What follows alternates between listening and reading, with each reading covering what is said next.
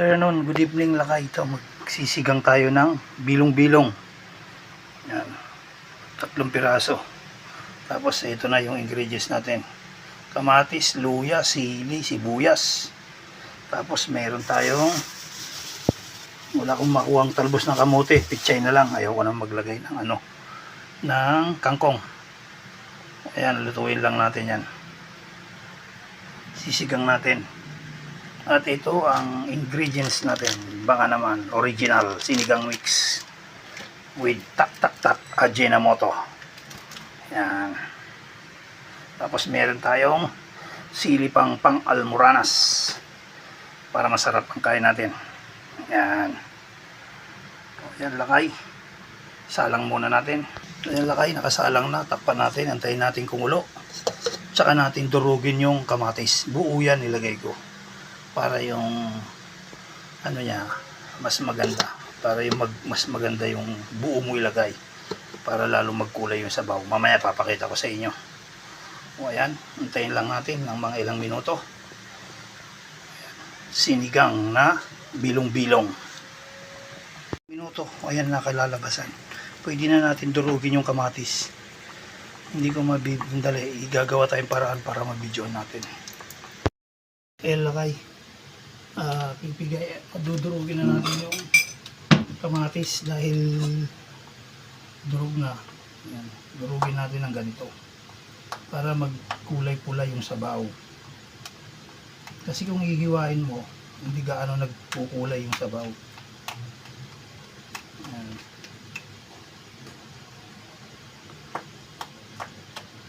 Papakita ko sa iyo diferensya sa hiniwa at saka hindi hiniwa. Dalawang kamatis lang nilagay ko.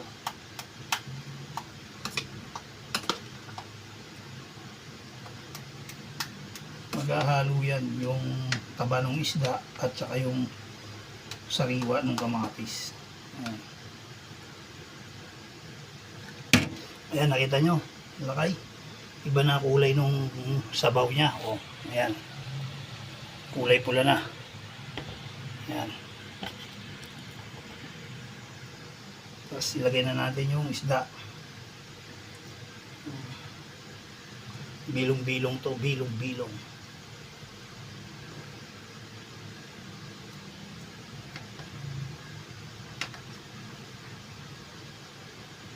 Ayan. Tayin lang natin kumulo, saka natin re-rekaluan. Takpan muna natin. O lagyan na natin ng asin. Ayaw ko ng patis, asin lang ako.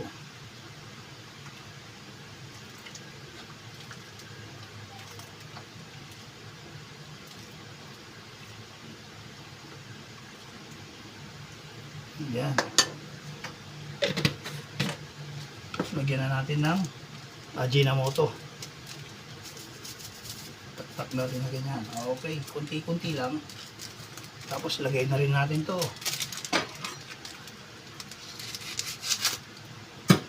Konti lang yung asim. Mahirap pag masyadong maasim. Yan. Pag masyadong maasim, ngingiwi-ngiwi ka pag ihigop ng sabaw. Kailangan yung katamtaman lang.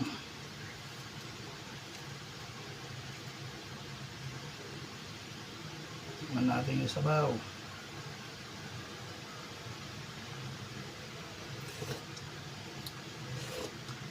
Ay na, nagimasan si ka. Salitang Ilocano, nagimasan, nagnanam. Ayan. Kumagat na yung siling pula. So hindi na natin lalagyan. Gagawin lang natin, dagdagan natin ng konti yung sabaw niya.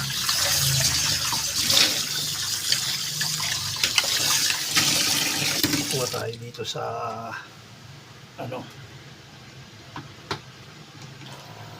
dinilstilled na water.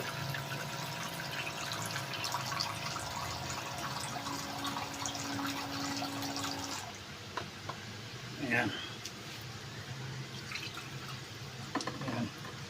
Takpan natin para mamaya pag kumulo na, ayos na.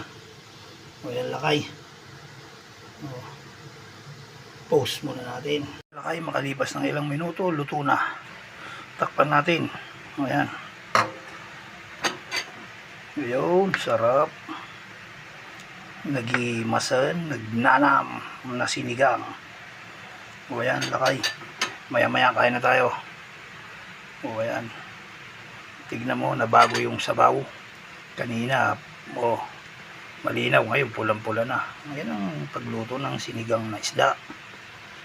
Huwag mong iiwain yung kamatis. Hayaan mo siyang maluto, tsaka mo durugin. Ayan. Sarap yan, bilong-bilong yan, isda yan. Oh, 3 piraso pa naman yan. Yan